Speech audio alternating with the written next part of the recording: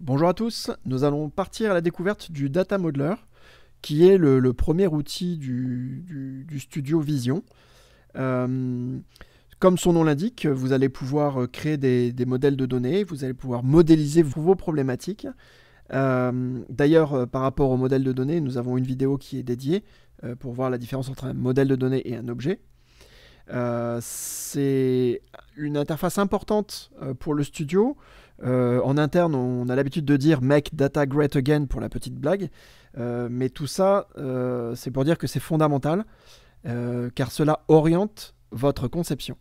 Alors le Data Modeler se présente sous la forme d'un onglet unique, sur laquelle vous allez retrouver toujours à peu près la même chose, hein, de manière générale dans tous les outils du studio, à savoir une barre d'outils ici, qui propose un certain nombre de fonctionnalités. D'ailleurs, certaines de ces fonctionnalités feront l'objet de vidéos bien spécifiques.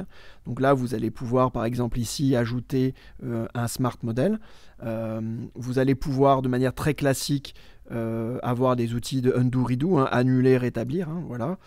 Vous avez d'autres outils comme réduire et agrandir les nœuds qui peuvent servir dans le cas où vous avez des nœuds avec énormément de propriétés, hein, pour masquer la complexité. C'est très très pratique.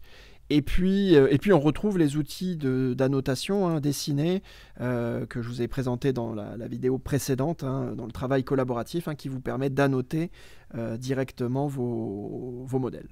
Et pour rentrer un peu plus dans le détail, on peut dire qu'un nœud égale un modèle, hein. Quand je parle de un nœud, c'est une box. Ici, vous voyez le nœud voiture et ici le nœud immatriculation. On peut tout simplement les déplacer avec le clic gauche de la souris.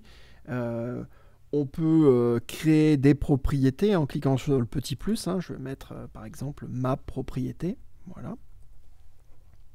Valider. Et puis, voilà, ces nœuds sont sélectionnables. Voilà, ici, celui-ci, le voiture, est bien sélectionné. Et on a donc un inspecteur qui est lié à ce que l'on a sélectionné. Ici, on a le nœud voiture qui est sélectionné. C'est bien l'inspecteur du voiture. On le voit ici, non. Et si je sélectionne, par exemple, immatriculation, bien effectivement, l'inspecteur change et entre guillemets, inspecte le nœud immatriculation.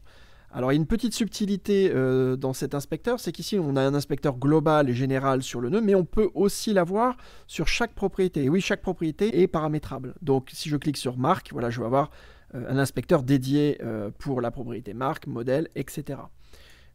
Voilà, nous en avons terminé avec la découverte du Data Modeler.